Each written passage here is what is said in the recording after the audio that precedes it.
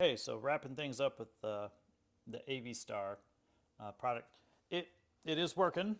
In my experience, going with the default mode allows it to work. I couldn't get it to work in the other three modes, and frankly, I didn't want it to work in two of those. I thought that 5.1 might be an option, but maybe not. I do have the correct cables. I just double check, confirm that, and so it works. Default mode seems to be the way.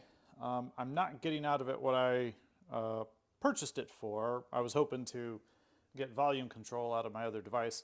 That's not something promised by this device or anything like that. I thought splitting it out, I thought I might have a TV problem, and was hoping to use this to isolate some and troubleshoot something totally unrelated to the product. Product is working. So there you have it.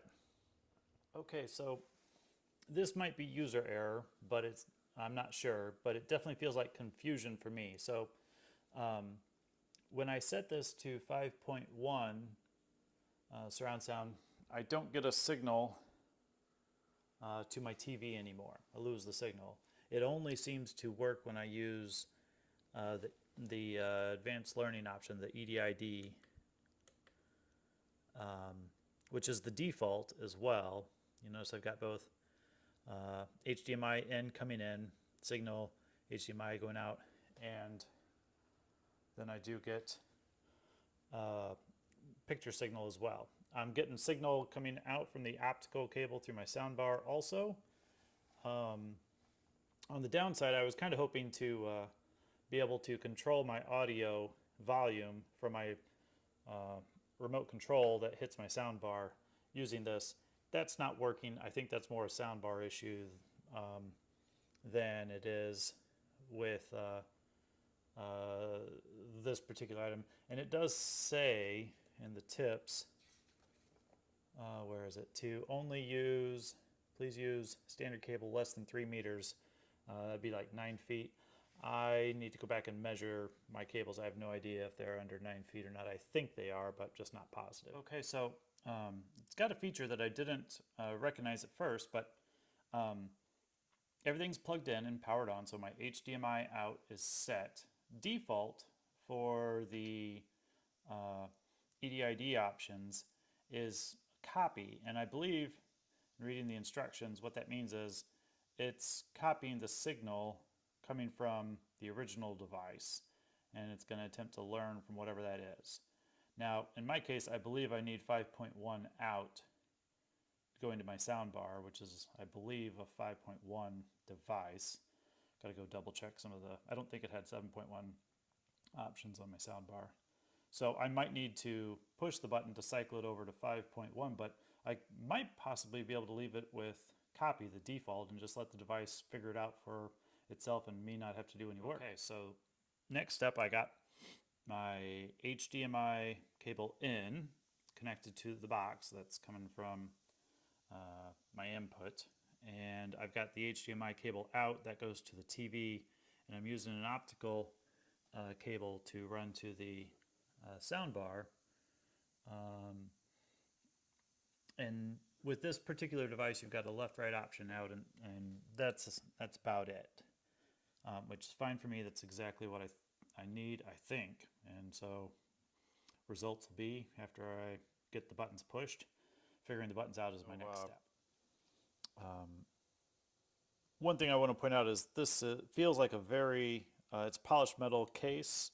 It feels like a quality constructed device. Doesn't feel like this device, was slapped together in a cheap way, and kind of see some of the circuitry in through the air vents must have or need some bit of cooling system going on based on the vents that I'm seeing here. So I'm going to take steps to make sure this doesn't get covered up or put in a place where it'll get hot. Don't know if that'll matter or not. And the instructions are relatively clear, seem to be well written and edited, but they lack any steps. So I'm taking that to mean that there's no order in which you have to connect any of these things.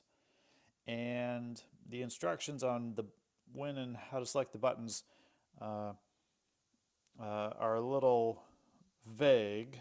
Some of these devices, you know, kind of what you see is what you get. So I'm not looking for a whole lot of instruction, but sometimes, especially with power, sometimes you need to plug in the power first or last. It doesn't really say here, so I have no idea. Just a little vagueness there. There are some tips. Repowering and unplugging the HDMI cable is a common troubleshooting method, and some types of HDMI cables, etc. But it, you know, it is what it is. Maybe there's more on the website, and maybe I'll need to visit that. I don't know. So I was mistaken. This does not come with the UK plug. This just comes with the US version, ready to slide into this adapter, it looks like. I think. Or maybe, oh, I see. It slips over top like so. So first you put it in there, and then it should slide, lock into place or something.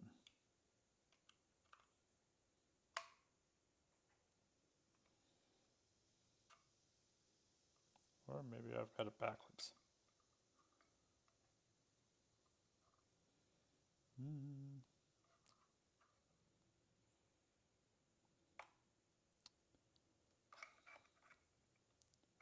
Try that again. Maybe it's just a little firm, and I'm trying to do this one-handed. There we go. Popped in. I didn't want to force it too hard. I will point out this is the power cord, and has a very firm way of attaching the power cord into this device. So next step.